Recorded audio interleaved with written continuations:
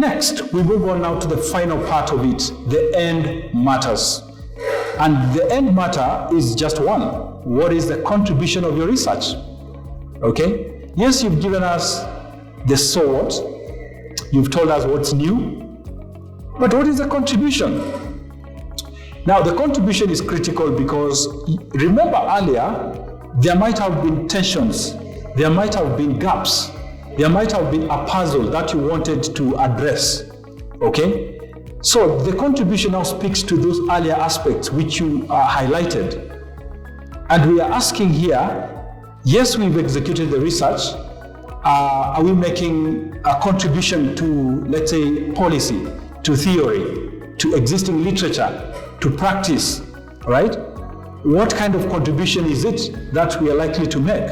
So you also have to think of this way early into your research. And as I conclude on this pitching research tool, there are other considerations that you have to think about. And these are considerations around the risk that your study might, face.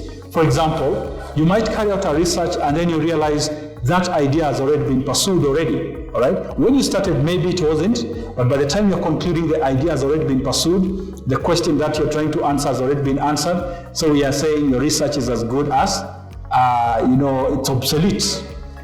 That is one risk you have to keep in mind, and that's why we say back to the key papers, make sure you be as current as possible. The other risk that you may come across is no data. All right, so going back to the advice I gave earlier, it's always good to know where your data will be and how you will get that data. Be sure that data are available somewhere because you don't want to run into the risk of no data. The other risk is no result. Okay, you've done your analysis, you've employed techniques, you've applied very nice econometric models, but you don't get any results, or even the results you get are not making sense. So you have to also think of that. And that's why going back to data, it's always good to collect more data than you need, because when it comes to analysis, there might be cases where if you come across this case of no result, you may want to go back to your data and ask, could it be that I used the wrong variable, or did I measure the variable inappropriately? Do I need to revisit that? And that requires you to go back to your data and recheck. So it's a way of dealing with that risk, okay, of no result. The next thing is where you come up with a dumb idea or dumb result, where you've come up with a result and we are asking, this has already been established. So what contribution are you making? All right? What's new? We are still asking what's new. And that's why you have to critically think about the earlier stages of your pitch and make sure that it's very clear that which you set out to fill, the gap that you identified. There are other considerations, like for those who want to carry out research to publish, you have to think of the target journal or target journals, the ranking of those journals. It has to be a journal that is aligned to your area of research. So for example, if you're in behavioral finance, you may want to target a behavioral finance journal, and it has to be a good journal, a reputable journal, all right? A journal that follows the peer reviewing process, a journal that has a good editorial board of experts in that area, a journal that is credible.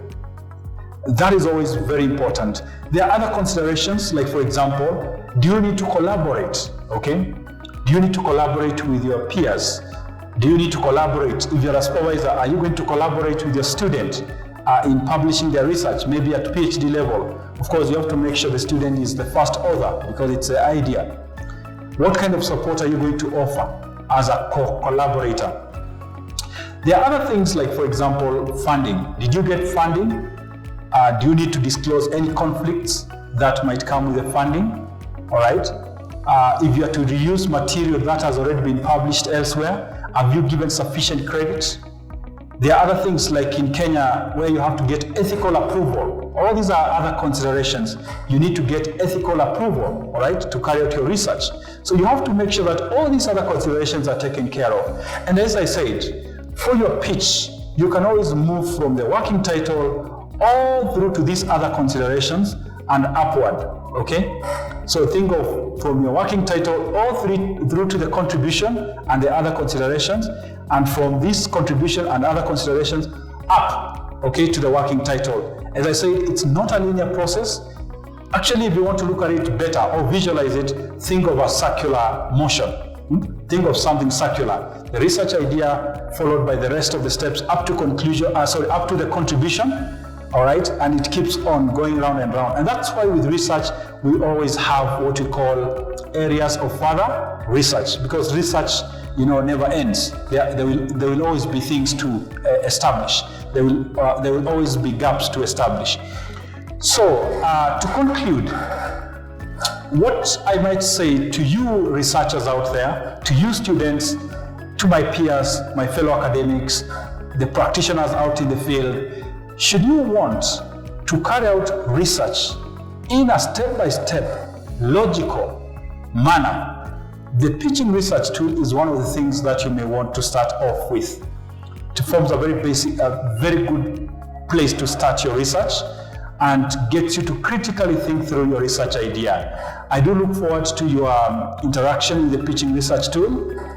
Look out on the websites for more information on the pitching research tool, and please subscribe to our Responsible Society network. Thank you very much.